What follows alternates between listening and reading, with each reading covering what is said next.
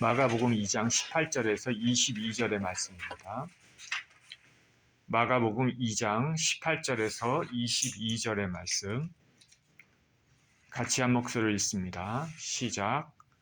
요한의 제자들과 바리새인들이 금식하고 있는지라 사람들이 예수께 와서 말하되 요한의 제자들과 바리새인의 제자들은 금식하는데 어찌하여 당신의 제자들은 금식하지 아니하나이까? 예수께서 그들에게 이르시되 혼인집 손님들이 신랑과 함께 있을 때 금식할 수 있느냐? 신랑과 함께 있을 동안에는 금식할 수 없느니라. 그러나 신랑을 빼앗길 날에 이르리니 그 날에는 금식할 것이니라. 생배 조각을 낡은 옷에 붙이는 자가 없나니 만일 그렇게 하면 기운 새 것이 낡은 그것을 당기어 헤어짐이 더하게 되느니라. 새 포도주를 낡은 가죽 부대에 넣는 자가 없나니 만일 그렇게 하면 새 포도주가 부대를 떠뜨려 포도주와 부대를 버리게 되리라. 오직 새 포도주는 새 부대에 넣느니라 하시니라. 아멘. 형식보다는 내용이란 제목으로 말씀을 나눕니다. 기도합니다. 존귀하신 아버지, 감사와 찬양을 드립니다. 주님의 말씀을 대하는 시간입니다. 말씀이 아버지 능력으로 우리 가운데 임재하여 주시고 말씀을 통해서 주님의 음성을 듣고 주님의 뜻을 깨닫고 또 우리가 순종하는 그런 귀한 시간이 되게 하여 주옵소서. 예수 그리스도 이름으로 기도합니다. 아멘.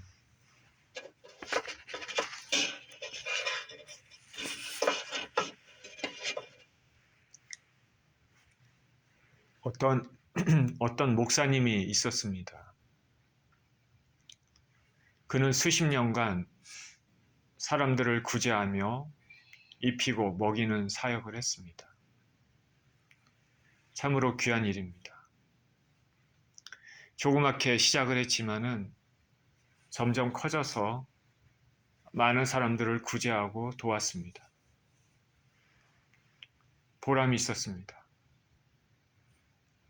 하나님의 일을 열심히 한다고 생각했습니다.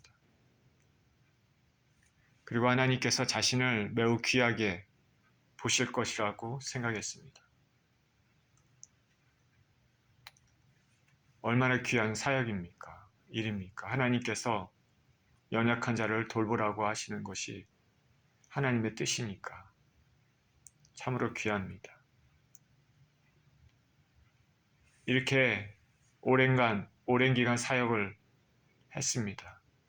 자기 자신이 생각해 봤습니다. 구원은 따놓은 당상이고 천국에서도 상급을 많이 받을 것이라 생각했습니다. 교회는 이리저리 분주합니다. 매우 활력이 넘쳐 보였습니다. 뭔가 돌아가고 있는 듯이 보입니다. 후원도 많이 들어왔습니다. 재정이 넘쳐납니다. 교회가 참 활발하게 뭔가 돌아가고 있는 듯이 보였습니다. 그래서 이 목사님은 매일 늦게까지 일을 하면서 보냈습니다. 당연히 몸이 피곤합니다. 할 일은 점점 많습니다. 할 일이 많음에 따라서 기도할 시간은 점점 없습니다. 성경도 별로 거의 읽지 못합니다. 영혼을 사랑하는 마음으로 시작했겠지만은 이제는 그런 것보다는 그 구제 사역 자체가 하나의 일이 돼버렸습니다. 그러다 보니까 일이 순조롭게 진행이 되지 않고 뭔가 중간에 막히고 그러면 신경이 매우 날카롭습니다. 다람쥐 쳇바퀴 돌듯이 매우 바쁘게 일어나지만 마음은 메마릅니다. 하나님 앞에 언제 눈물을 흘렸는지도 모릅니다. 그런데 어느 날 예수님이 찾아오셨습니다. 자신이 얼마나 예수님을 위해서 열심히 일했는지 예수님께서 칭찬해 주실 것이라 기대했는데 뜻밖의 예수님은 그것을 인정하지 않으셨습니다. 너가 했던 그 모든 일들이 나하고 무슨 상관이 있느냐. 그리고 만약 오늘 이 땅에 내가 다시 온다면 너는 휴거되지 못할 것이다. 정신이 멍해집니다. 일에 치여서 예수님과의 첫사랑을 잃어버린 자신을 정직한 눈으로 바라보게 됐습니다. 어떻게 이런 일이 있을 수 있을까? 생각해봤더니 교회 일에 아주 바쁘고 구제 사역을 한다고 아주 바빴는데 그게 주님과 동행하면서 했던 일이 아니라 일반 회사에 다니면서 일했던 것처럼 그렇게 정신없이 일한 것입니다. 주님과는 상관없는 일이 돼버렸습니다. 교회는 재정이 넘칩니다. 활발하고 점점 커집니다. 활력이 넘칩니다. 정신없이 일을 하게 됩니다. 그런데 주님과는 점점 멀어집니다. 오늘날 많은 크리스찬들이 범할 수 있는 일들입니다. 바쁘게 분주함 가운데 종교 생활을 하고 있는 것과 같습니다. 자기 자신을 꽤 괜찮은 사람으로 믿고 있습니다. 그런데 정작 주님과의 관계, 그거는 메마르고 주님 앞에 흘린 눈물이 언제인지 기억도 잘 나지 않는 것과 같습니다. 하나님과 관계를 맺지 않고 깊은 관계 없이 교제가 없이 그냥 형식적이고 바쁘게 하는 그런 분주한 신앙생활은 우리 영혼에 아무런 유익을 주지 못합니다. 우리가 하나님을 위해서 많은 일을 하면 너무 좋겠죠. 그런데 많은 일을 하는 것도 중요하지만 중요한 것은 우리가 죄를 짓지 않고 하나님의 뜻을 구하면서 매 순간 주님과 동행하는 일이 가장 중요합니다. 많은 일을 하는 것보다 훨씬 더 중요한 것이죠. 오늘 본문에서 사람들은 경건의 상징으로 대표되는 금식을 가지고 예수님을 비난하고 있습니다. 왜 당신의 제자들은 금식하지 않습니까? 예수님께서 어떠한 말씀을 하시는지 본문을 살펴보도록 하겠습니다.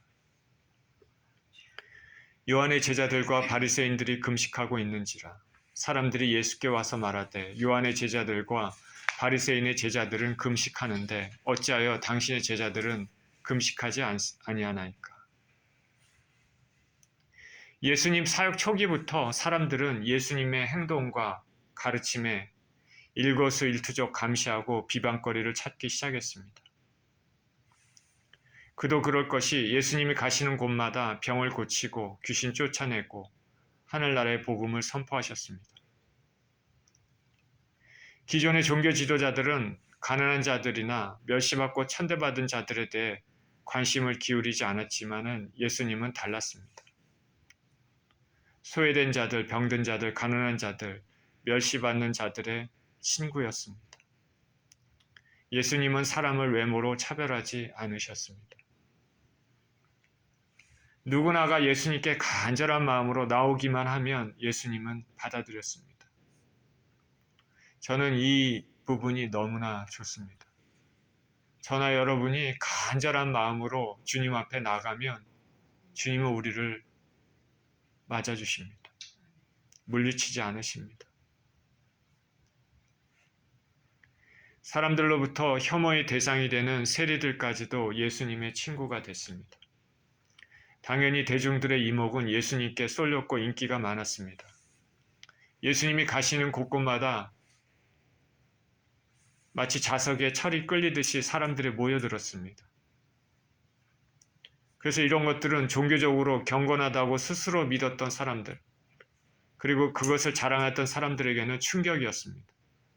그리고 자신들의 종교적인 아성, 그거에 도전하는 위협적인 일입니다. 그렇게 해서 어떻게 해서든지 주님을 무너뜨리기 위한 꼬투리를 잡으려고 했습니다. 하나님의 일을 방해하는 사람들은 외부에도 있지만 특히 하나님의 일을 한다는 사람들로부터 더 심한 경우가 많습니다. 오늘날 교회도 마찬가지입니다. 하나님과 교제가 없고 자신의 실체를 돌아보지 않는 사람들은 종교적인 아집으로 이런 위험에 빠질 수 있는 것입니다. 저나 여러분이 분주한 종교 생활을 하고 해도 하나님과 관계에서 온전한 관계를 맺지 못하고 하나님 앞에 흘린 눈물이 없고 심령이 메마른다면 그것은 참 위험한 일입니다.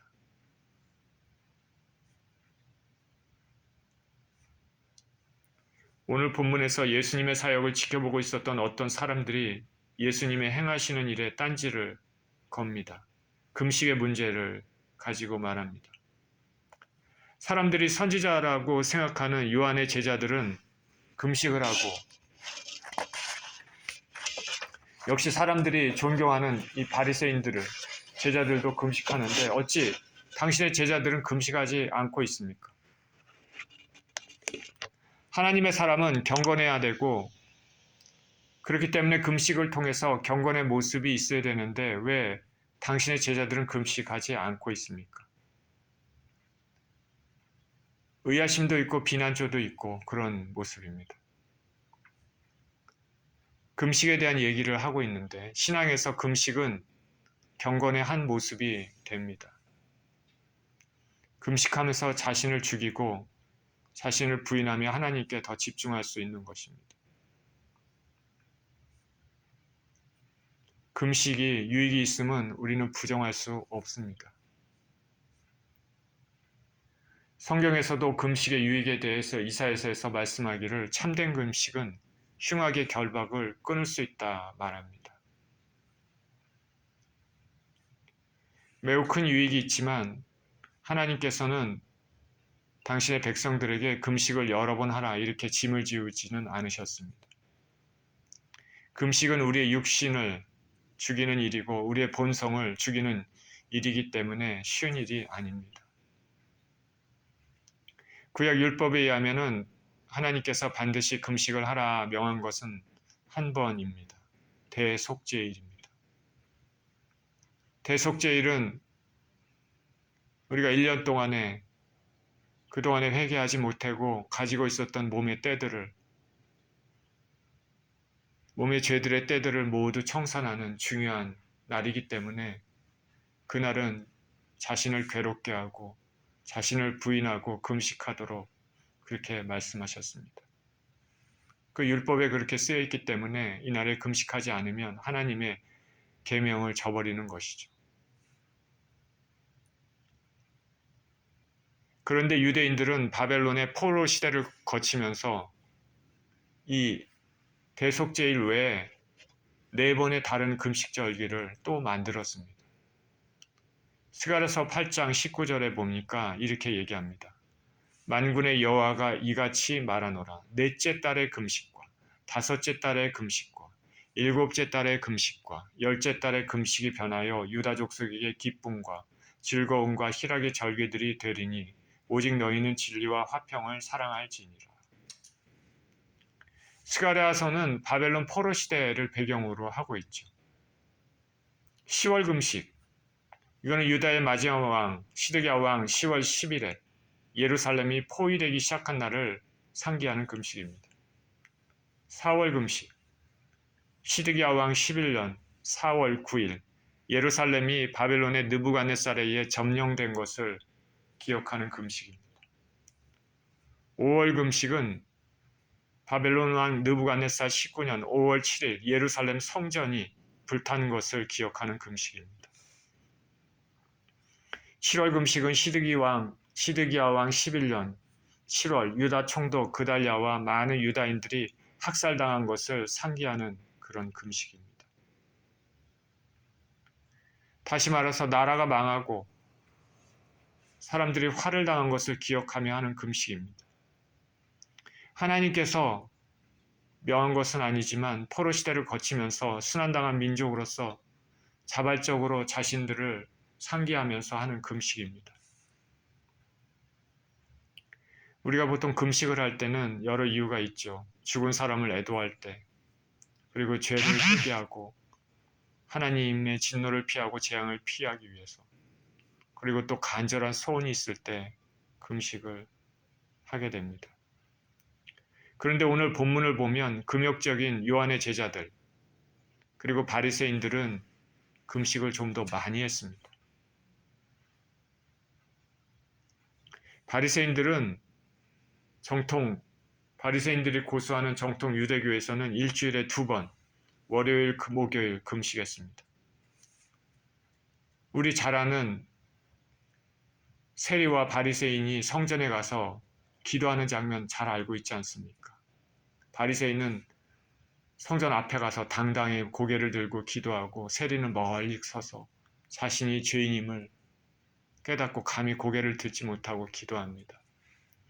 바리새인이 여기 기도하면서 하는 말이 나는 일에 2번씩 금식한다. 하나님 앞에 그렇게 얘기합니다. 그래서 저 세리와는 나는 차원이 다른 사람이다라고 얘기를 합니다. 유대 사회에서 금식은 종교적인 경건의 상징으로 금식을 많이 할수록 대단한 사람으로 여겨졌습니다. 오늘날도 교회에서 누가 금식을 한다 그러면 저 사람은 참 경건한 사람이다. 그리고 어떤 사람은 예수님이 하신 것처럼 심지어 40일 금식하는 사람도 있습니다. 대단한 것이죠. 인간적인 면에서 참 대단합니다. 따라서 본문의 어떤 사람들은 금식하지 않고 있는 예수님의 제자들에 대해서 비방했습니다. 다른 경건한 사람들은 금식하는데 왜 당신들은 금식 안 합니까? 당신들은 하나님 일을 한다고 하면서 금식도 하지 않고 무슨 일을 합니까? 무슨 하나님을 섬긴다고 합니까? 당신의 제자들은 왜 금식하지 않습니까? 예수님의 제자들을 비난하는 것 같지만은 예수님을 비난하는 것이죠. 예수님께서 무슨 말씀하십니까? 19절에 이렇게 말씀하십니다. 예수께서 그들에게 이르시되 혼인집 손님들이 신랑과 함께 있을 때 금식할 수 있느냐? 신랑과 함께 있을 동안에는 금식할 수 없느니라. 그러나 신랑을 빼앗길 날이 이르리니 그날에는 금식할 것이니라. 이 어떤 사람들의 비난에 대해서 예수님께서는 몇 가지 예를 듭니다. 그래서 금식할 수 없다 말씀하십니다. 첫째로는 혼인잔치에 대한 얘기입니다. 결혼에 대한 얘기를 드시는데 혼인집 손님들이 신랑과 함께 있을 때 금식할 수 있느냐? 여러분 결혼할 때 금식하며 결혼합니까? 여기서 혼인집 손님들, 그것은 하객이 아닌 신랑의 친구들입니다. 혼인잔치가 차질 없이 진행되도록 돌보는 자들인데 누구겠습니까? 예수님의 바로 옆에 있는 제자들이죠. 히브리인들의 풍습에 의하면 혼인잔치는 대개 일주일 계속됩니다. 신랑의 친구들의 임무는 마지막 잔칫날 밤에 신랑을 신방으로 인도해 준 후에야 끝이 나는데 그동안에는 비록 금식 기간이 닥치더라도 금식할 수는 없었습니다. 결혼은 음악이 있고 웃음과 잔치가 끊이지 않는 축제의 날입니다. 이날에 금식하고 슬픈 얼굴을 띠는 사람들은 주인공, 신랑 신부를 모독하는 일입니다. 결혼식 자체를 모독하는 일인 것이죠. 흑암에 거하던 백성들에게 구원의 빛, 복된 좋은 소식으로 오신 예수님, 지금 자신들과 같이 계신 예수님인데 그 앞에서 슬픈 얼굴을 하고 금식할 수는 없는 것입니다. 예수님께서 오심으로 빛이 임하고 구원의 은혜가 하나님 나라가 임했는데 그 기쁨의 날에 슬픔의 얼굴을 할 수 없는 것입니다. 예수님의 오심을 준비했던 세례 요한의 때는 죄를 애통히 하고 사죄를 강구하는 금식의 때지만 예수께서 지금 오셨고 함께 계시니 기뻐할 때라는 것입니다. 주의 우편에는 영원한 즐거움이 있나이다. 성경은 말하고 있습니다. 그러나 금식할 때가 있습니다. 바로 예수님을 빼앗길 때입니다. 신랑을 빼앗길 날이 이르리니 그날에는 금식할 것이니라. 신랑을 빼앗긴다는 것은 예수님 잡히시고 십자가에 죽으신다는 것을 의미합니다. 복음서에서 처음으로 예수님의 잡히심, 죽으심을 언급한 구절입니다. 이때에는 금식할 것이니라. 주님은 금식이 주는 유익이 분명히 있음을 알고 계십니다. 주님도 사역을 시작하시기 전에 40일간 금식하셨습니다. 금식은 우리 신앙생활에 유익을 줍니다. 그럼에도 오늘 본문에서 주님은 제자들에게 금식을 강요하는 외부 사람들의 잘못을 말씀하셨습니다. 왜 그렇습니까?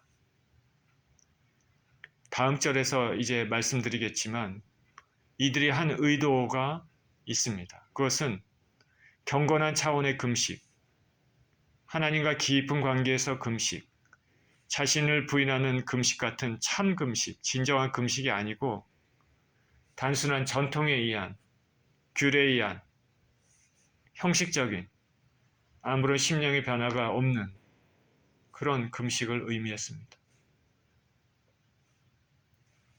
우리는 늘 금식이 이렇게 합니다. 이게 전통이고 형식입니다. 왜 당신들은 안 합니까? 우리가 매주 주일 예배를 드리지만 의례의 전통에 의해 일요일에 교회 가서 자리에 앉아서 정해진 순서에 따라 찬양하고 말씀을 듣고 기도하고 헌금하는 것과 동일합니다. 그 하나하나 순서와 예배가 마음을 드리고 삶을 드리고 하나님 앞에 진정 회개와 감사가 아닌 그냥 하나의 전통과 문화에 의한 의례적인 절차를 행하는 것과 같습니다. 저와 여러분이 하나님과의 교제 차원에서 자신을 부인하고 회개하는 차원에서 혹은 간절한 소원이 있을 때 금식을 해야 되겠죠. 근데 그런 것이 아니라 그냥 형식적인 것은 신앙에 별로 유익이 없습니다. 참된 경건은 보여주기 위한 금식 같은 종교 행위로 자기 의를 과시하는 것이 아니라 겸손하게 신랑이신 예수님을 인격적으로 영접하고 교제하는 것이기 때문입니다. 21절에 생배 조각을 낡은 옷에 붙이는 자가 없나니 만일 그렇게 하면 기운 새 것이 낡은 그것을 당기어 헤어짐이 더하게 되느니라. 새 포도주를 낡은 가죽 부대에 넣는 자가 없나니 만일 그렇게 하면 새 포도주가 부대를 터뜨려 포도주와 부대를 버리게 되리라. 오직 새 포도주는 새 부대에 넣느니라 하시니라. 자, 이 말씀에서 주님의 의도를 명확히 알 수가 있습니다. 생명 없는 껍데기만 남은 형식과 관습으로는 생명이 역사하는 은혜의 시대와 맞지 않는 것이죠. 낡은 옷에 구멍이 생겨서 새 것을 그 위에 붙이면 결국 새 조각이 낡은 부분을 잡아당겨서 옷이 헤어지게 됩니다. 저는 알터레이션 모르지만 일반적인 상식에서도 이것을 알 수 있습니다. 낡은 가죽 부대에 새 포도주 넣으면 가죽 부대가 터져서 부대와 포도주를 모두 버립니다. 고대 사람들은 동물의 가죽으로 부대를 만들어서 그 속에 여러 가지 액체를 보관했습니다. 이 가죽 부대는 동물을 죽인 후에 머리 부분과 다리 부분 잘라내고 가죽을 벗겨난 다음에 털이 있는 부분은 바깥쪽으로 해서 목 부분만 제외하고 모든 구멍을 꿰맨 다음 가죽에서 기름기 제거하고 일정 기간 손질해서 사용했다고 합니다. 그런데 낡은 가죽 부대는 이미 팽창되어 있기 때문에 탄력성이 약합니다. 그래서 새 포도주를 거기 부으면 발효가 되고 가스가 차고 이음새가 벌어져서 터지게 됩니다. 그래서 포도주도 버리고 가죽 부대도 다 버립니다. 그런데 새 가죽 부대는 충분히 가죽이 강하고 탄력성이 있어서 포도주가 발효돼서 가스가 차도 견딜 수가 있습니다.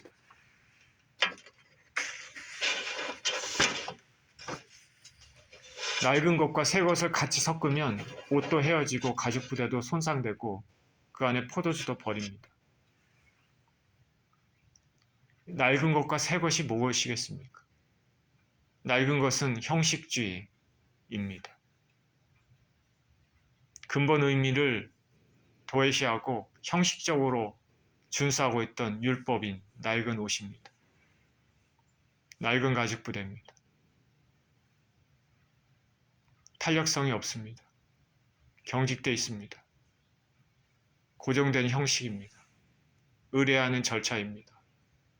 그 안에 진정 하나님과 하는 그 교제가 없는 것이죠. 예수님이 주시는 새 가죽 부대, 복음, 이것은 새 옷과 새 포도주를 담을 수 있습니다. 율법주의와 복음은 양존할 수 없습니다. 회개하고 죄사함의 복음은 내적이지만 외부적인 형식만 강조하고 전통만 강조하고 자기 의로만 가득 찬 유대교와는 전적으로 조화될 수 없는 것입니다. 자, 오늘 본문의 메시지를 아시겠습니까? 여러분은 어떻습니까? 개인적인 은밀한 말씀과 기도를 통한 생생한 교제가 없이 분주한 마음으로 종교 행위를 하면서 살고 있지는 않습니까? 은혜가 없으면 종교 행위에 의존합니다. 일주일에 한 번 드리는 형식적인 예배, 하나님과 친밀한 관계를 유지하기가 힘듭니다. 우리가 기도를 드리는 것도 아무 생각 없이 드리는 기도, 아무 생각 없이 드리는 회개, 형식적인 예배는 하나님과 친밀한 교제를 이룰 수가 없습니다. 생명이 없는 형식에 불과하기 때문에 그렇습니다. 참된 경건은 금식 같은 종교 행위를 자랑하면서 자기의 의를 과시하는 것이 아니죠. 금식을 하더라도 진정 자신을 부인하고 온전한 마음으로 하나님 앞에 하는 것이 진정한 경건이고 진정한 주님과의 교제가 되는 것이죠. 참된 경건은 신랑이신 예수님을 인격적으로 영접하고 교제하는 것입니다. 이 사람들이 예수님을 비난하는 것은 자신들이 세운 전통에 어긋나기 때문입니다. 왜 우리들은 금식하는데 당신의 제자들은 금식하지 않습니까? 우리가 여태까지 세워놓은 이 전통이 있는데 왜 전통을 따르지 않습니까? 주님은 형식적인 것을 좋아하지 않습니다. 설교 초반에 큰 낭패를 보았던 한 목사님의 경우에서 같습니다. 금식도 표를 내지 말고 얼굴에 기름을 바르라고 명령하셨습니다. 기도할 때도 사람이 눈치를 채지 못하도록 은밀한 중에 계시는 하나님께 기도하라고 말씀하셨습니다. 예수님께서도 기도하실 때면 곧 한적한 곳, 조용한 곳에 가서서 은밀히 하나님을 만나셨습니다.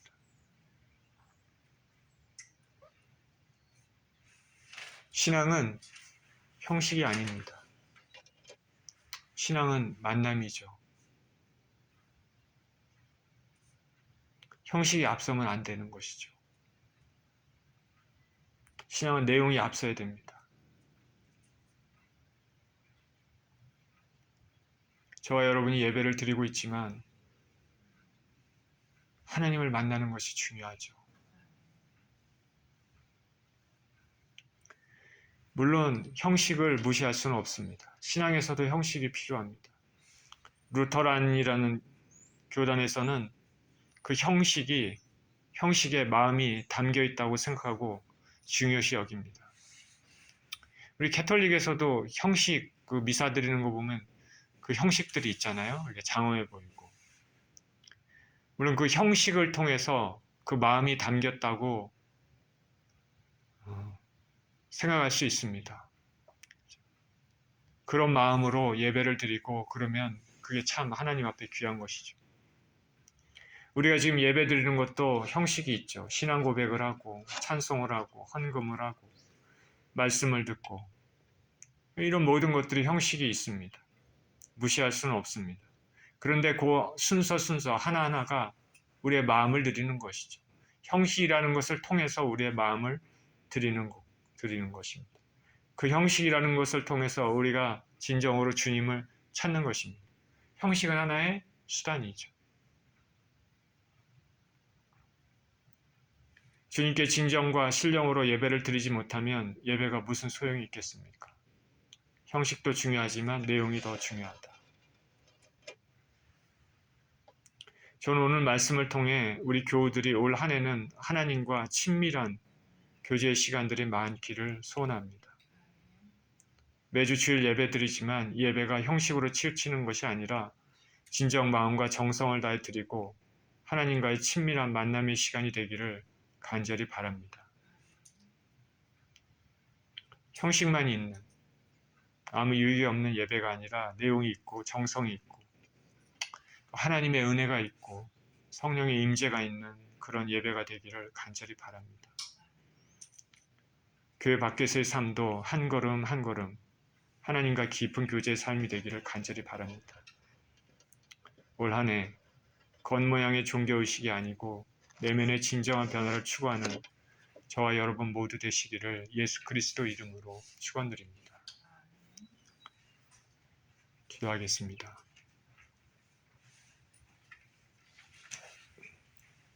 생명의 하나님 아버지, 감사와 찬양을 드립니다. 하나님 아버지, 우리 마음이 진정한 마음으로 하나님과 교제하게 하여 주시고 2024년 올 한 해 살아가면서 분주하게 아무 유익이 없는 종교 생활을 하지 않게 하시고 분주하더라도 주님을 향해 진정한 마음으로 분주하게 하시고 하나님 아버지, 우리 심령이 아버지 주님 앞에 온전해서 하나님과 언제나 깊은 교제를 나누며 아버지 올 한 해 지낼 수 있도록 주님 축복하여 주시옵소서.